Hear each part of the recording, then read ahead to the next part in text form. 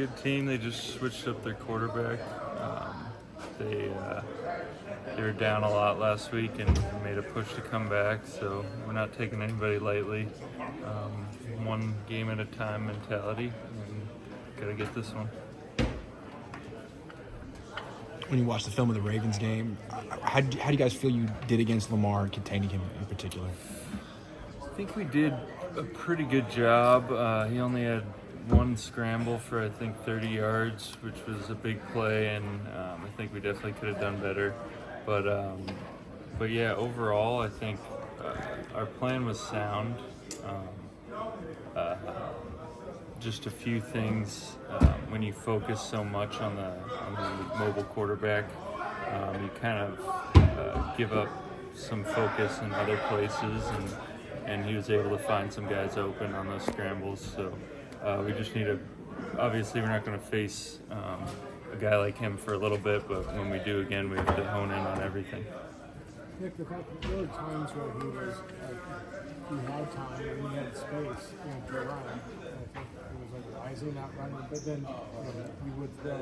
Is that something you'd seen before, that he is a lot more patient, and even with open field, he doesn't necessarily just take off? Yeah, I think we had guys for him on the back end when they were chipping, and like those were the guys that our back end was covering, so they were there in the run game if they were staying in protection. So that happened a few times, but he definitely wasn't sitting in the pocket very long. He was kind of getting out and then looking downfield. Yeah. Obviously, you probably know a lot about Sebastian Joseph Day, probably seen a few of his games. What can he bring to the table for this defense? Seems like an explosive player. I remember when we played him with the Rams, Kyle would mention him in his team meetings. So if you're getting mentioned on the D-line, that's a pretty good compliment, especially when Aaron Donald's out there. So yeah, we're excited. Hopefully, he can pick up on the scheme quick and get contributing. Do you think his skills? The kind of scheme that can be picked up on quickly. I mean, some schemes are more difficult and more complex than others. It is tough for interior guys to get the nuances of it down, but I think he's got what it takes physically, and Tap and Chris will get him right. What do you remember about the 9-0 game in 2019 in the rain? Yeah, it was fun. The slide game. Hopefully it's not like that this time. Nick, how have the 2 months played out with Chase Young being here? Like, what have you seen from him in terms of how he's progressed on the field and just mentally out to kind of get recharged? I feel like he's done an amazing job. I think he's gotten better each week, and he continues to get better, and this week is a huge one for him. He's already pretty hyped up about it and excited, so we're going to try and play our best game for him. I think missed tackles are up this year for you guys. Has that been a topic of discussion, and what's your explanation for why the numbers are higher in that regard? They were up. I think we did a good job last week. But yeah, it was a topic after the Cardinals game for sure. Some bad tracking. But I think you can't obsess over that stuff. We know how to tackle. It's just trusting the guys around you, because if you're taking your right angle and you're not trying to do too much, then you should send it right into a clean tackle. If you're trying to do something outside of your job, that's when multiple guys miss and it looks bad. Nick, after the kind of game you guys had Monday, is it easier or more difficult to bounce back and just refocus on the next game? I think it stinks. I mean, we were so hyped up and excited for an opportunity to show the world how good we are. But I think Kyle did a really good job in the team meeting today of putting it to bed, and we're moving on. I think when you look at it, there's a lot of silver linings. And with a team like this, how we've bounced back before and how mature of a group we are, I think it could be a benefit for us down the road here. What's a silver lining? Just the way the game panned out and what we were able to do on defense in the red zone, and I mean, the fact that we were in a tight ball game at halftime says a lot as well. And then some of the stuff at the end, even in the goal line stands that we had, just guys not giving up.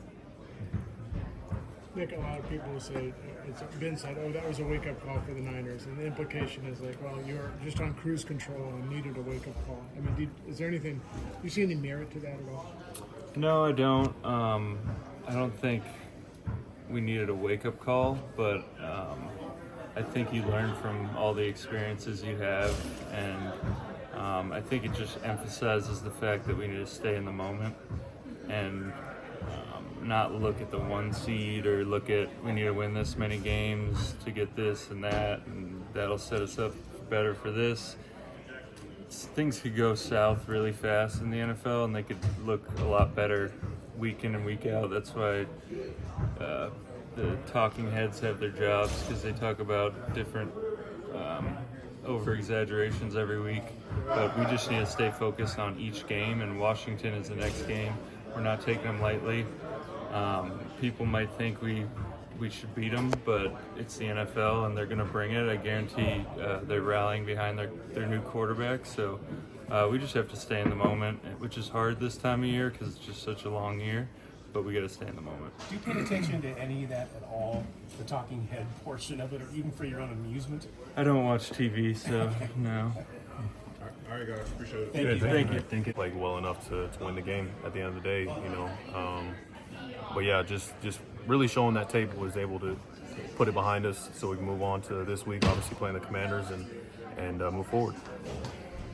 You actually said that as terrible as it is to lose again, it could be of some benefit to view that tape, and down the road, the next couple of weeks, that what you learned from that game could help you. Absolutely. I mean, that's how it always is in this league. You lose a game, you can go one of two ways. You can not address what happened in it and just think that you're better than that and move forward and continue to let the same things happen, or you can learn from it, get better from it. You always want to get better from a win than a loss. You always want to try to find a way to win no matter what, but in a loss, you look at it hard, you're honest with yourself, you make the corrections, and you move forward. What has Jacoby Brissett brought to their offense he's come in the last couple of weeks, and what do you expect out of him now that he's starting? I'm sure they like the veteran leadership there, a veteran presence, making good decisions. Not to say that Sam Howell didn't make good decisions. I think they just kind of want some more, consistency there at the position, and we'll see how he looks on Sunday. How scary can a team be like this that has nothing to lose and their season's been over for a while and can actually kind of make their season by beating a team like you guys? Yeah, every week is of the utmost importance. It is the next one, but given the situation, we obviously know we got to win these next two games to get where we're trying to go, and so that ultimately ends up being this game is everything. It doesn't matter about winning two games if you don't win the first one, right?